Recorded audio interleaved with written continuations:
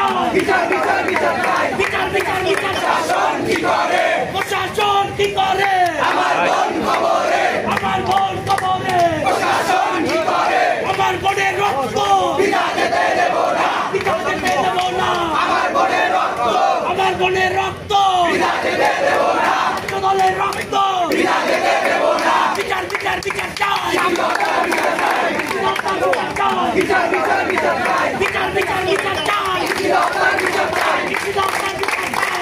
বিচার বিচার চাই, বিচার চাই, বিচার বিচার চাই, রক্ত বিনা যেতে দেব না।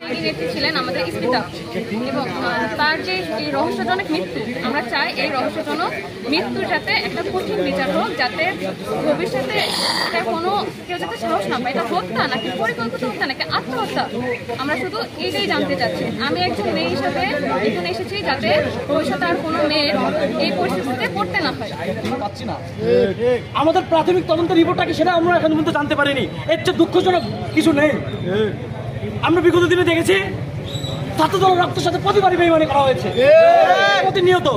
আপনি ঢাকা বিশ্ববিদ্যালয়ে দেখেন, সাম্যর কথা বলেন অথবা প্রাইভেট ইউনিভার্সিটির পারবেন, আমরা এখন অব্দি তার কোনো সুষ্ঠু বিচার পাইনি। তার সাথে যোগ হলো আমাদের ইস্পিতা। ঠিক এই মুহূর্তে দেখেছি ইস্পিতার ন্যারেটিভকে আমাদের ছাত্রদলকে ছাত্রদলের সাথে মুখোমুখি করে দিয়েছে একটি কুচুকি মহল। প্রথমেই বলেছি যে একটা ভূমিদস্যু আঁকড়ে ধরেছে আমাদের ছাত্রদলকে।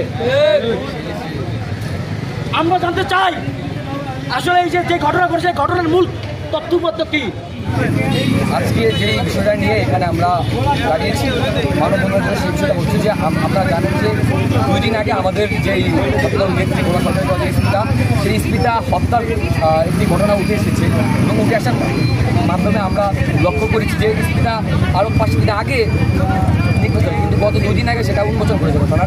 এখন আমরা বিভিন্ন ধরনের কথাবার্তা শুনতে পাচ্ছি যে হত্যা এর আসলেই হত্যা কিনা বা আত্মহত্যা কিনা বা আদতে কোনো দুর্ঘটনা কিনা, কিন্তু 48 ঘন্টা পার হয়ে গেলেও প্রশাসন থেকে এখন পর্যন্ত কোনো রকম মানে কার্যকর ব্যবস্থা গ্রহণ করা হয়নি। আমাদেরকে এখন নিশ্চিত করা হয়নি যে এই হত্যা আসলে উদ্দেশ্য কী বা রহস্য কী। তবে আমরা একটা বিষয় বলতে চাই, এই হত্যার সাথে যে বা যারাই জড়িত থাক না কেন, আমরা চাই তারা বিচারের মুখোমুখি হোক।